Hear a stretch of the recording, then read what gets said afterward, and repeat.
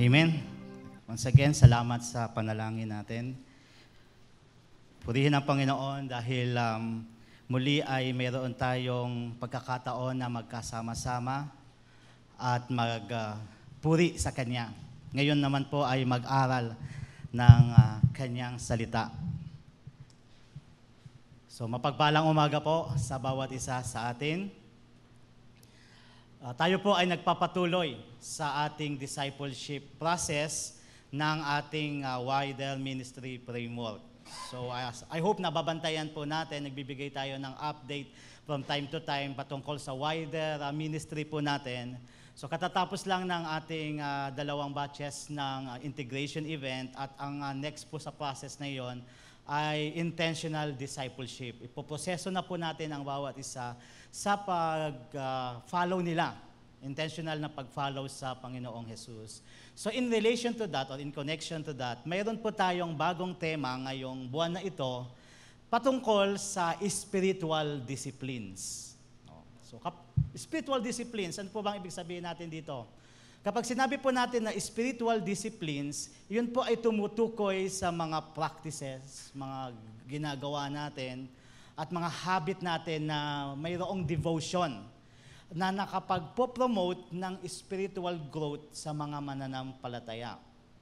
So ito nga po yung sabi sa isang article ng isang author sa Desiring God. Ang sabi doon, the spiritual disciplines are those practices found in Scripture that promote spiritual growth among believers in the gospel of Jesus Christ. So mahalaga po ang mga spiritual disciplines na ito para ang bawat isang Kristiyano sa kanyang discipleship process ay ma-establish siya at mag-grow din. So yun po yung gusto nating matutunan sa team natin ngayong buwan na ito na ma-develop sa bawat isa sa atin ang mga habit at Kristiyanong gawain na esensyal sa ating spiritual growth and maturity. Alam niyo po, ang spiritual growth at maturity ay hindi lamang po one-time event yan sa buhay ng isang Kristiyano at mag-e-end na parang sasabihin natin, tapos na ako diyan. Ang spiritual growth and maturity ay until sa dumating ang ating Panginoong Jesus at ma-meet natin siya face to face. So, yung mga spiritual disciplines po na tinutukoy natin, marami po iyon, pero meron lang po tayong 5 na itatakel sa buwan na ito. So, gaya po nung Bible intake, sinimulan po natin yan last Sunday. It's about Bible reading, Bible meditation, and Bible study para magkaroon tayo ng guide mula sa salita ng Diyos. Ang isa pa rin po ay yung regular and intentional prayer. Isa din ay yung stewardship, worship, and even sharing of the gospel. So ngayong umaga pong ito, gaya nga po ng sinimulan natin last week about Bible intake. Ngayong Sunday po naman na ito, let's talk about establishing a daily and intentional prayer. What do we mean with daily and intentional prayer? Ibig sabihin regular, na nakapag-set po tayo ng time to pray. At sadya po nating ginagawa iyon. So, hilingin ko po ang bawat isa na buksan ang kanilang Biblia sa Luke chapter 11 verses 1 to 4. Luke chapter 11 verses 1 to 4. Tayong lahat, tayo po ay magsitayo bilang paggalang sa salita ng Panginoon. So ito po ang sinasabi sa salita ng Panginoon. One day, Jesus was praying in a certain place. When he finished, one of his disciples said to him, Lord, teach us to pray, just as John taught his disciples. He said to them, when you pray, say, Father, hallowed be your name, your kingdom come. Give us each day our daily bread. Forgive us our sins, for we also forgive everyone who sins against us. And lead us not into temptation. Pray muna po tayo. Lord God, as we begin studying your word ngayong umagang ito, we ask for the Holy Spirit to work in the midst of us, especially sa puso po ng bawat isa sa amin. We desire, Lord God, to establish a more intentional and regular prayer sa buhay po namin. And we believe, Lord God, na ang salita niyo po na ito ay makakatulong sa amin upang patuloy naming ma-enjoy ang pananalangin. Inaalay po namin sa iyo ang mensahe ngayong umaga ito sa pangalan po ng Panginoong Jesus. Amen. Please take your seat. So why should we pray always and do it intentionally? So yan yung ipagmuni-munihan po natin ngayong umagang ito. Bakit ba tayo dapat palaging mananalangin at gagawin iyon ng intentional? O yung sadya nating gagawin na palagi tayong mananalangin. Ang answer po natin doon ay dahil ang prayer po ay fundamental sa isang disciple ni Kristo. Fundamental, ibig sabihin, ito ang isa sa mga magpapatatag sa atin. At hindi lamang po iyon fundamental, kundi iyon ay nasa core din ng isang follower ni Jesus. Without prayer, doubtful, you can be called a follower ng Panginoong Jesus. So bilang mga Kristiyano, dapat po ay nananalangin tayo gaya ng sa kung paano nanalangin ang ating Panginoong Jesus. Bakit po natin nasabi yon? Ganito po ang sinasabi sa Luke 11:1. Now Jesus was praying in a certain place. Nabasa na po natin ito kanina, i-review lang natin. And when he finished, one of his disciples said to him, Lord, teach us to pray. And then meron pa siyang sinabi, just as John taught his disciples. So nag-request po ang disciple na ito kay Jesus na turuan siyang manalangin. Hindi dahil wala siyang alam sa pananalangin. Dahil maliit pa lang po ang mga Hudyo, ini-establish na po sa kanila ang isang prayerful life. So talagang ang isang Hudyo ay mapanalanginin. Now, ganito po ang hiling niya dahil gusto po ng disciple na ito na matutunan ang unique na prayer na para sa mga tagasunod ni Jesus. Kaya nga po ang sabi niya, Lord, teach us to pray just as John taught his disciples. Kumbaga, kung ang mga disciple ni John the Baptist ay mayroong way of prayer na itinuro sa kanila ni John, hiniling naman ng disciple na ito na turuan din sila ni Jesus sa kung paano naman sila mananalangin bilang mga disciple niya. So, ibig sabihin, this prayer na ituturo sa kanila ni Jesus ay ito talaga ang prayer ng mga Kristiyano. At hindi naman nga po siya binigo ni Jesus sa request niya na yon. Sa verse 2, He said to them, when you pray, say. Wow, ito na. Ito na yung prayer na unique sa mga disciple ni Jesus.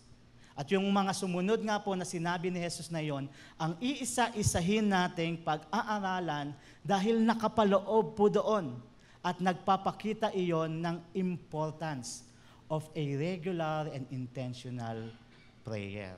So ilang beses na po tayo, maraming beses na tayo nakapakinig ng how to pray. So hindi na po what to pray for ang ipapanalangin natin, kundi tignan po natin ano ba ang kahalagahan ng pananalangin. Why praying regularly is essential that it must be done intentionally. Okay po, so una, it is essential, praying regularly is essential because God's glory and authority is our ultimate priority. It is every Christian's ultimate priority. Ibig sabihin, wala nang mas hihigit pang prioridad sa God's glory and His kingdom, His authority to rule. So, nang tinuruan po ni Jesus ang kanyang mga alagad kung paano ba sila mananalangin bilang mga disciple niya, ito po ang pinakaunang dapat nilang hinihiling sa Diyos, according kay Jesus. Dapat sasabihin nila, when they pray, Father, hallowed be your name, your kingdom come. This is unique sa prayer ng mga disciple. They were asking God, Father, hallowed be your name, your kingdom come. Ipinapakita po ng prayer na ito kung ano ba ang ultimate priority ni Jesus na gusto niyang maitanim sa puso ng kanyang mga disciple. Dalawang bahagi po ang prayer na ito. Una is, hallowed be your name. Pangalawa is, your kingdom come. Ano po bang nakapaloob sa dalawang bahagi na yon? Ang una po ay yung hallowed be your name ay isang request na mayroong desire, mayroong pagnanais sa nagre-request na makita ang ngalan ng Diyos kabilang ang kanyang reputasyon na mapaparangalan at maigagalang sa lahat ng dako. Kung saan man siya pupunta, nakikita niya obviously the name of the Lord is being honored and glorified and magnified. Yun po yung unang bahagi ng request. Ang ikalawang bahagi ng request ay your kingdom come. At yung request na yon may twofold po na emphasis yon. Yung kalahating emphasis po noon ay isang kahilingan iyon na ang kingdom of God na tumutukoy din sa kanyang rule and reign ay patuloy na mag-a-advance sa puso at buhay ng bawat tao hanggang sa muling pagdating ni Jesus. So your kingdom come is a desire to see that yung paghahari ng Diyos ay nangyayari sa puso at buhay ng isang tao at hindi lang sa puso at buhay ko, maging sa mga taong nakapaligid sa akin.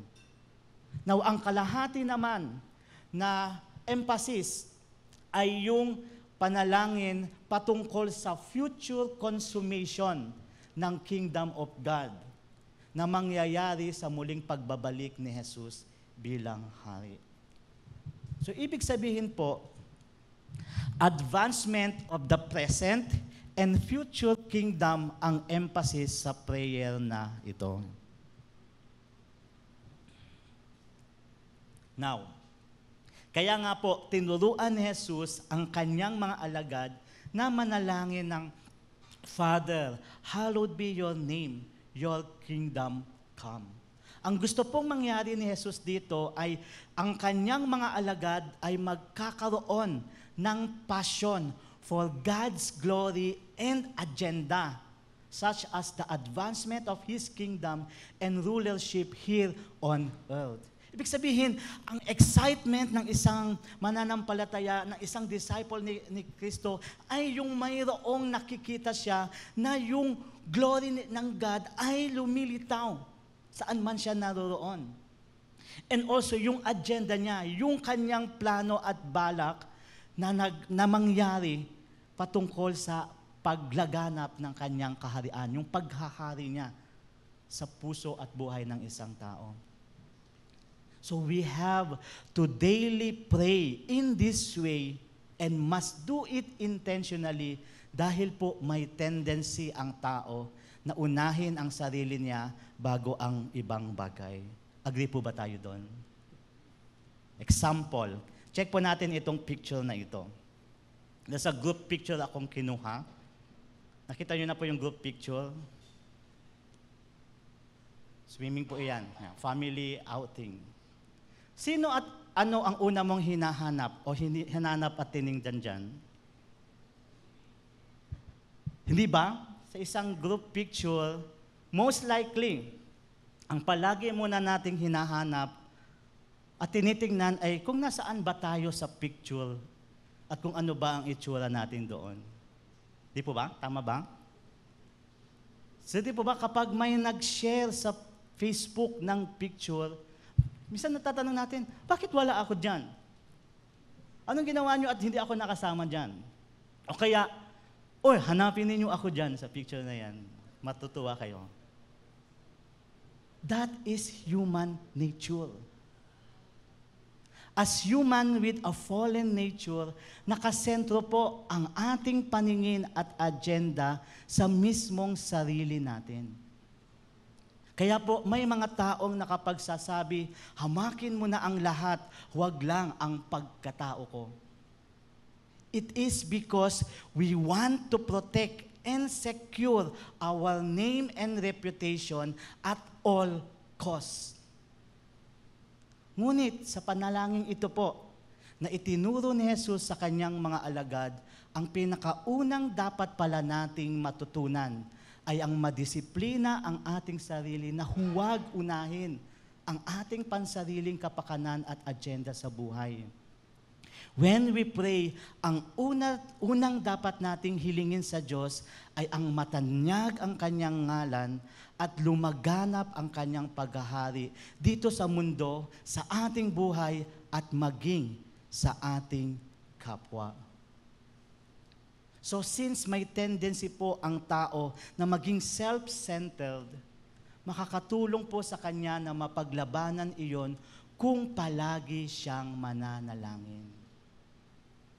At hihiling sa Diyos na ipasamba nawa niya ang kanyang ngalan sa lahat ng tao at dumating nawa ang kanyang paghahari sa puso ng bawat isa, lalo na sa puso ko.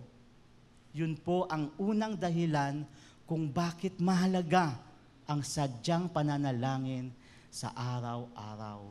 We are becoming more like follower of Christ because Christ's priority, ultimate priority is God's glory. That is why He is willing to die on the cross to glorify God. Pangalawa po, another essential reason why we must pray always and intentional is we are always in need. We are always in need. Matapos po yung request na, Father, hallowed be your name, your kingdom come. Ang sumunod naman po na itinuro ni Jesus na dapat ipanalangin ng kanyang mga alagad ay, give us each day our daily bread. We all know, alam naman po natin na kailangan ng ating katawan ang pagkain at inumin. Di ba? Maaari po tayong magkasakit at mamatay kung hindi tayo makakakain at makakainom ng tama. Healthy food is very essential for a longer life and an active and healthy life. Kaya po, when your stomach, papapansin niyo po yan, when your stomach is empty, magpapadala po iyon ng signal sa iyo, sa iyong utak, upang sabihin na kailangan mo nang kumain. Ang tawag po natin doon ay hunger, di ba? We feel hungry because empty na iyan, sasabihin po sa atin ng stomach natin, empty na ako, kaya sabihin ng utak natin, I will eat na. I have to eat na. Ganun din po sa pagkauhaw. Kapag na-detect na ng ating katawan na may decrease na iyon sa fluid volume, magchat-chat siya sa iyong utak upang sabihin na, nauuhaw na ako. Kailangan mo nang uminom at ma-hydrate. So yung halimbawang ito po ay nagsasabi sa atin na ang ating mismong katawan ay dinisenyo ng Diyos upang makaramdam at makaalam na tayo ay mayroong mga pangangailangan. That we are always in need of food and we are always in need of water. Kakakain ko lang ngayon, mamaya gutom na naman. Why? Because your body is sending you what you need. At ano po ang itinuro ni Jesus na paraan kung paano po maipuprovide sa atin ang mga pangangailangan natin na yon? Nakita na po natin kanina, by asking God through prayer, Father, give us each day our daily bread. Mga kapatid, with this teaching about prayer, hinihikaya tayo ni Jesus na humiling lang tayo sa ating Diyos Ama. Humingi lang tayo sa Kanya. Huwag po tayong magsasawa at mahihiya sa paulit-ulit na paghiling ng mga iyon sa Diyos dahil si Jesus na po mismo ang nagsabi, we need them each day, daily. There is a bread that we need daily and we ask it each day. Nang sinabi po ni Jesus yung our daily bread, Hindi lamang naman po, alam natin po yon that hindi lang tinapay o pagkain ang tinutukoy niya doon. So, figurative word po ito. Ang minimin niya po doon ay lahat po ng ating pangangailangan. Iyan man po ay kagalingan sa sakit o karamdaman, malabanan ang matinding init ng panahon na nararanasan natin ngayon, or about mental strength or fortitude na ang daming naka-experience yan during the pandemic time. Kahit man po pagkakaroon ng magandang trabaho, malampasan ang pagsubok na pinagdaraanan at maging ang mga pangangailangan man ng ating mga mahal sa buhay. Yun po ang tinutukoy na our daily bread. Ang gusto po ni Jesus, mga kapatid, ay hilingin natin ang lahat ng mga ito sa ating Diyos Ama sa araw-araw. Dahil po, ang pagsusupply ng Panginoon para sa mga pangangailangan natin ay hindi once for all. Hindi bagsakan lang, nandyan na lahat, kuha-kuha ka na lang. Kundi po, day by day. Gaya po ng provision niya ng mana para sa mga Israelita, His provision for His children is sufficient sa bawat araw. Let me give you po an illustration. Naranasan nyo na ba na maging special guest sa isang celebration o handaan? Example, sa birthday celebration o kaya fiesta. Sa Bulacan, madalas po yung dati fiesta. Bawat bahay may mga handa dyan. Punta ka lang doon, kakain ka. So, pagpunta po nyo po doon, di po ba, bilang special guest, ihahain po sa inyo yung mga masasarap na pagkain. Oh, upo ka na dyan at sige, kuha ka na dyan. So, ikaw, bahala ka nang kukuha kung ano ang gusto mo. Now, pag ikaw po ay nag-enjoy na at nabusog na sa pagkain, okay ka na. Parang relax ka na. So, pag ikaw po ay nakaupo lang at o-offeran ka pa ng pagkain, di po ba kahit ano pang i-offer sa iyo na additional food, most likely ay tatanggihan mo na iyon. Di po ba? Kasi busog na eh. Kahit iyon man ay mahablang ka, o ito naman puto kutsinta, try mo. O palabok man yan, pizza, minatamis na beans, wow. O kahit anumang masasarap na pagkain, hindi na po natin tatanggapin ang alok na iyon kasi okay na tayo at satisfied na sa meal na iyon. Mga kapatid, one reason why people do not pray is because they are self-sufficient.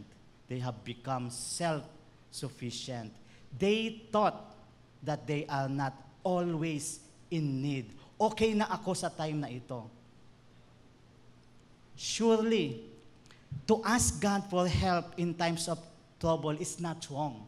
Kapag may problema po talaga tayo, lapit lang tayo sa Kanya. Kasi dapat nga po natin gagawin iyon. Pero, ang dapat po nating iiwasan ay ang maalala o maaalala lang nating manalangin at lumapit sa Diyos in case of emergency na. Doon lang tayo napoprompt na mag-pray. Kapag may mabigat ng problemang dumating o hindi na alam ang gagawin, doon pa lang intentional na lalapit at dudulog sa Diyos. Ngunit huwag po nating kalilimutan na hindi lang tayo minsanan nangangailangan, kundi always sa araw-araw. Huwag na po nating hintayin pa na dumating tayo sa isang problematic at mabigat na kalalagayan, saka pa lang tayo mananalangin. Ngayon pa lamang po, mga kapatid, dapat ay may nakalaan na tayo na oras ng pananalangin at palagi nating gagawin iyon. We will try our best to pray doon sa sinet natin na mananalangin ako sa time na ito.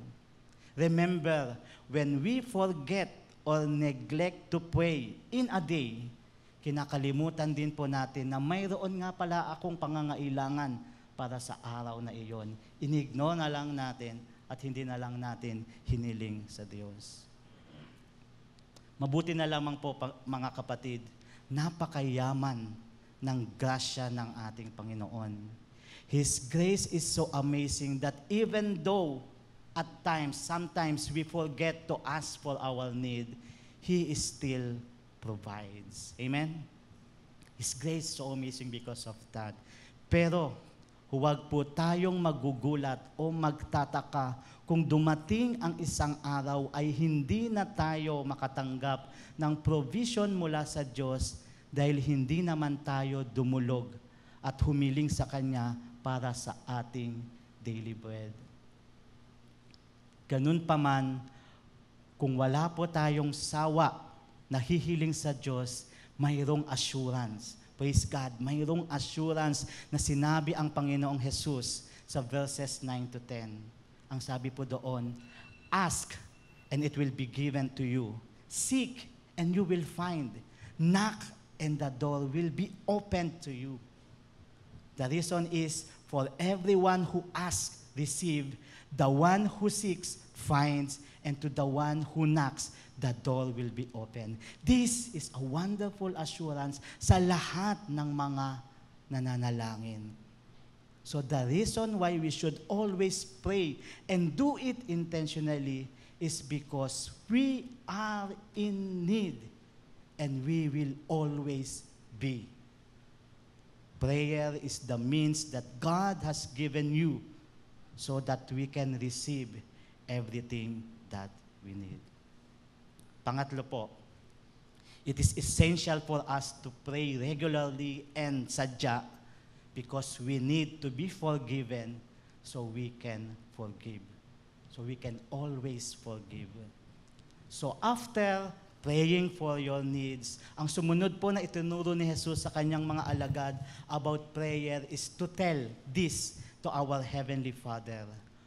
Forgive us our sins, for we also forgive everyone who sins against us.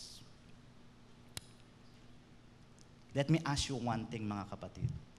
Can you remember the person who has hurt you the most?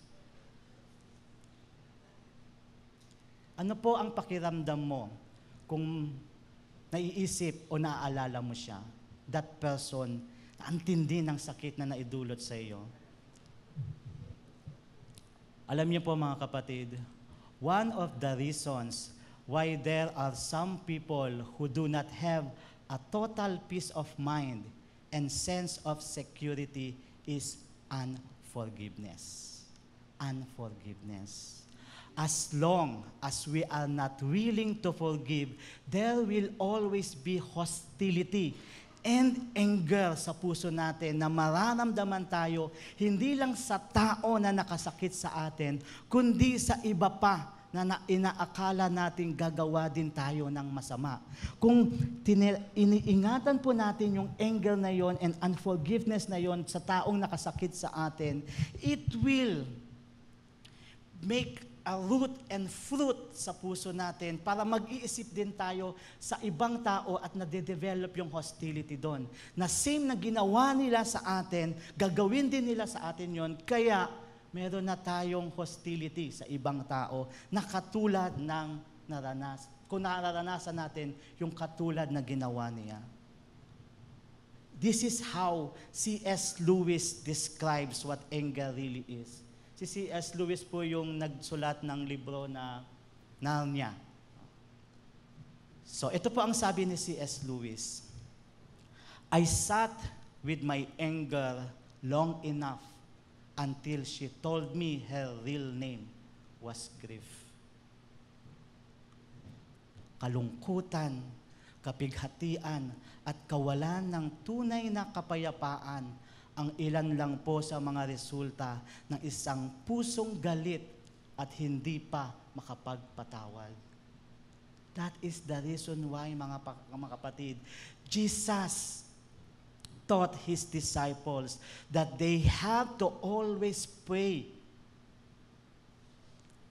at sadyain talaga na manalangin dahil sa pananalangin doon tayo matututong makapagpatawad. Pero ano ba ang dapat nating ipapanalangin upang tayo ay makapagpatawad? Ano yung, what do you have to pray para patutunan natin ang forgiveness? Ito po, to be able to forgive, pray to be forgiven. Pray to be forgiven by God. Kung hindi po natin kasi tunay na mararanasan ang taus-pusong kapatawaran ng Panginoon para sa ating mga kasalanan, hindi pa rin tayo makagawang lumapit sa Diyos at aminin yung ating pagkukulang at pagkakamali sa Kanya, hindi rin po natin magagawang makapagpatawad naman sa iba. Kasi meron pa tayo ditong tinatago na hostility, na division between God and you, us. So ang katotohanan po ay we dishonor and we disrespect the holiness of God when we keep on sinning. Yet, ganun pa man, because of God's loving kindness, He is always willing and ready to forgive us sa paghingi natin ng kapatawaran sa Kanya. Kung tayo po ay sincerely at taos-pusong lalapit sa Kanya, kahit gaano karami yan, basta seryoso sa paglapit sa Kanya, hindi ka po mahihirapan makahingi ng kapatawaran sa ating Diyos Ama.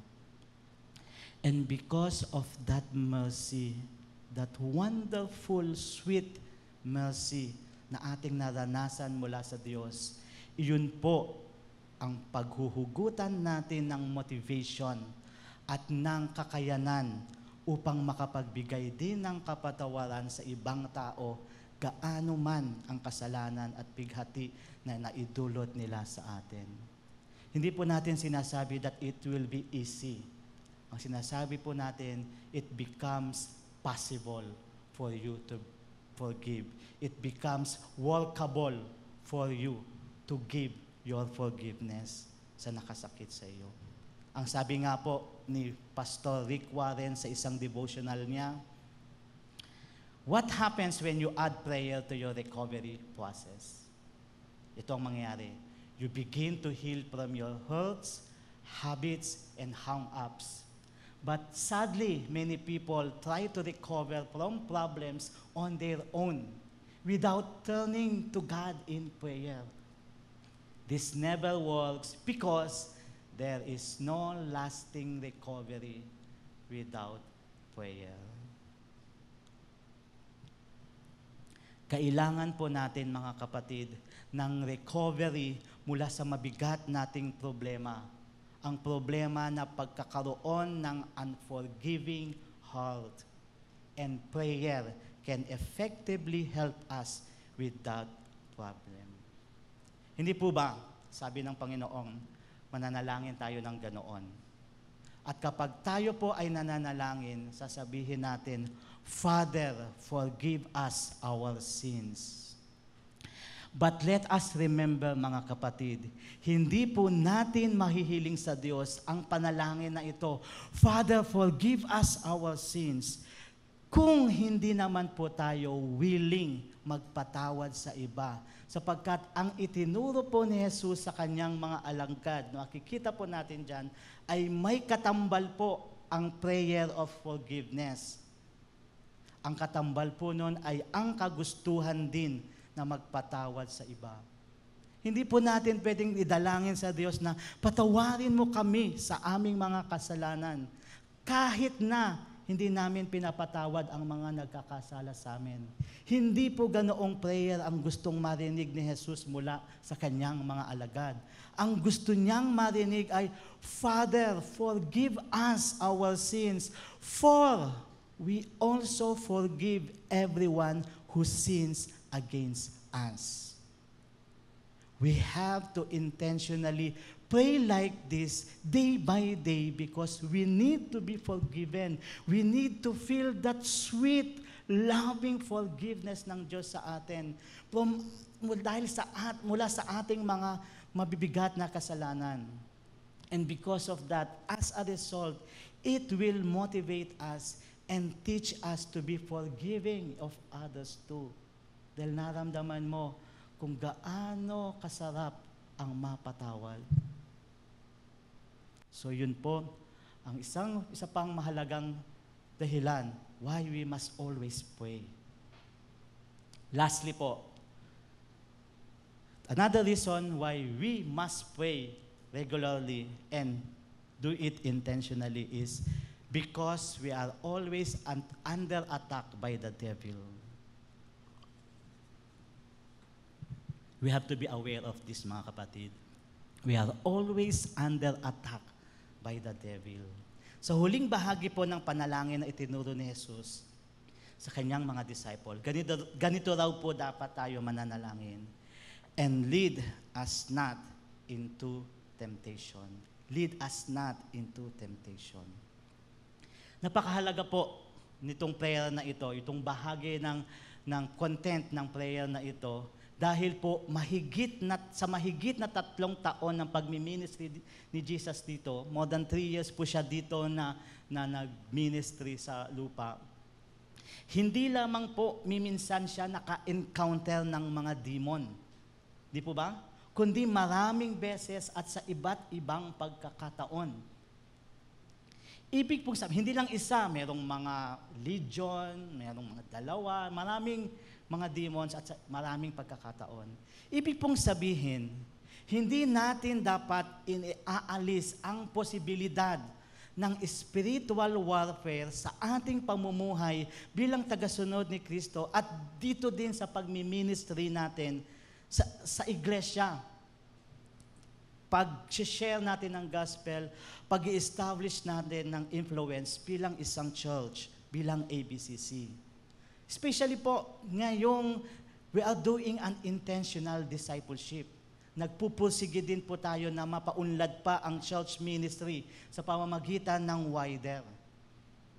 Kumbaga, nagiging point of attraction na tayo sa attempt ng kaaway.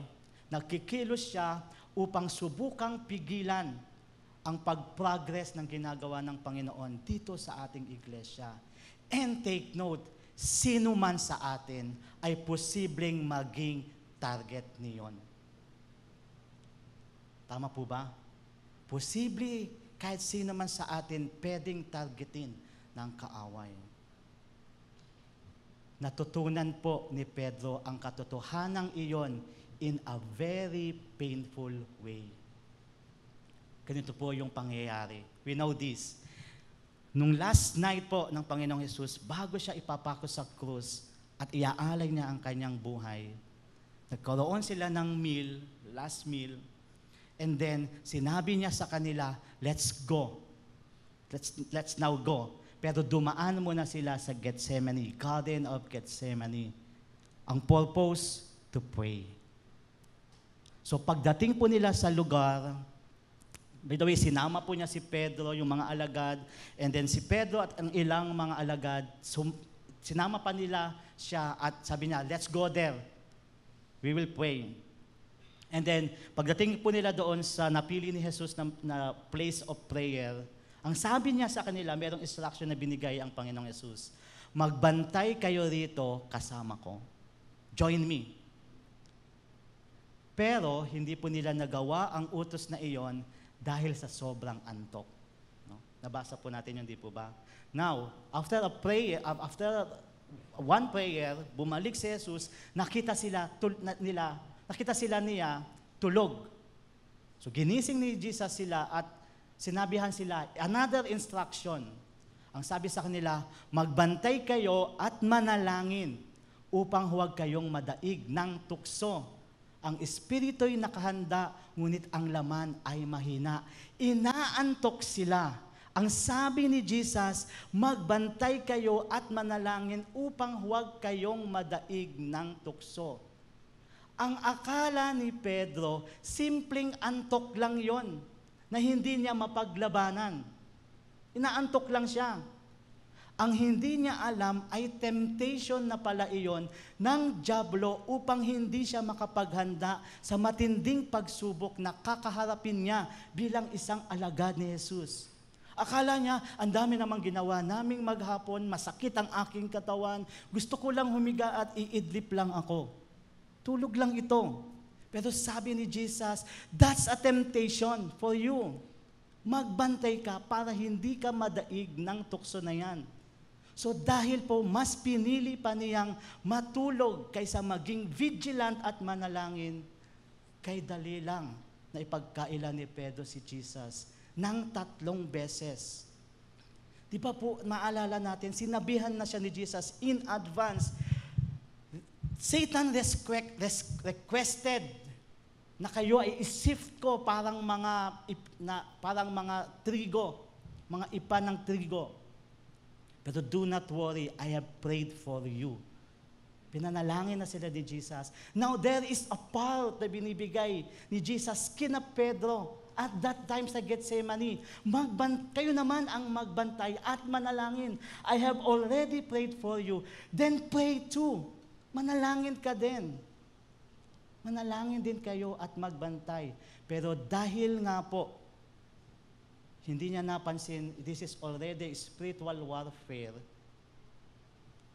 Sa 3 times na pinagkaila niya si Jesus, ganito pa ang nasabi niya, isinusumpa ko, hindi ko kakilala ang taong iyon.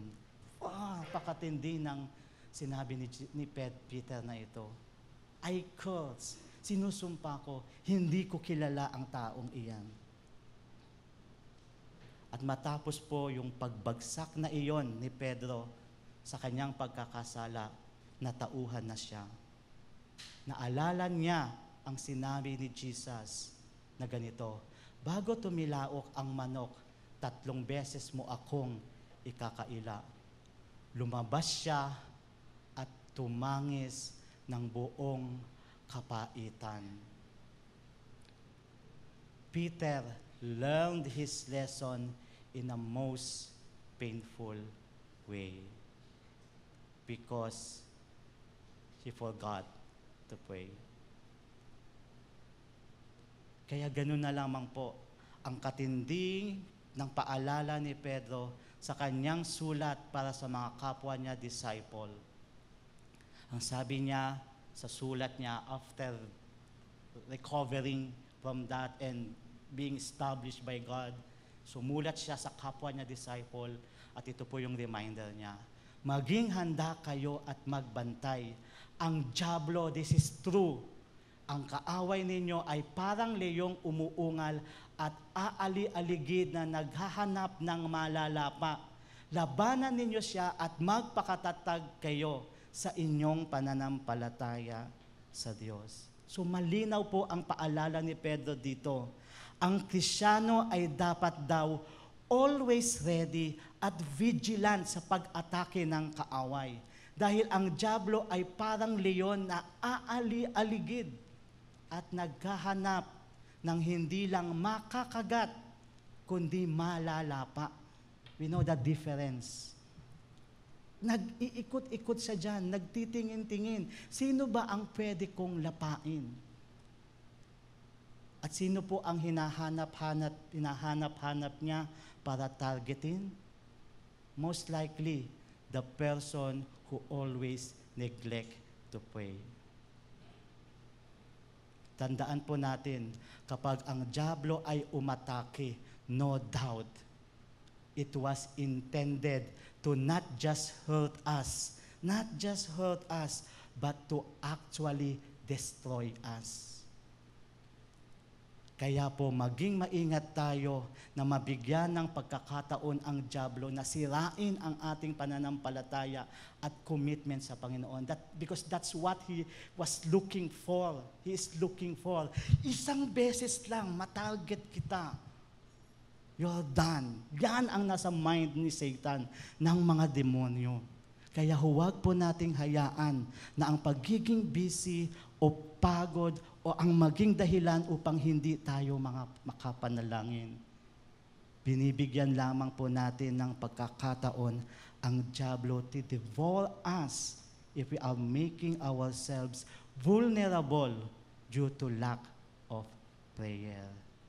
But there is an assurance, my dear brothers and sisters. There is hope. There is protection and security for us. Ano yon?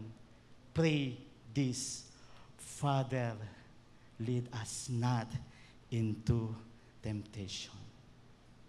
I bow down, Father. Please do not let me be devoured by Satan. I am yours. My strength is yours. My life is yours. Here I am. Protect me.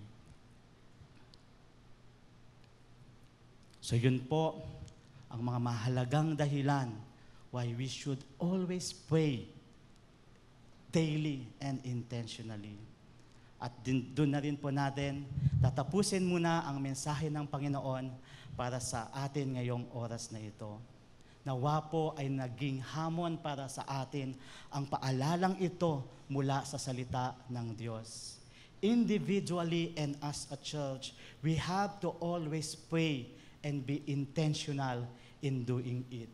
Because God's glory and authority is our ultimate priority. And we are always in need. We need to be forgiven so we can always forgive. And we are always under attack by the devil. And prayer is our most effective weapon against it. We are never defeated because of God who answers prayer. Purihin po ang Panginoon. God bless us all.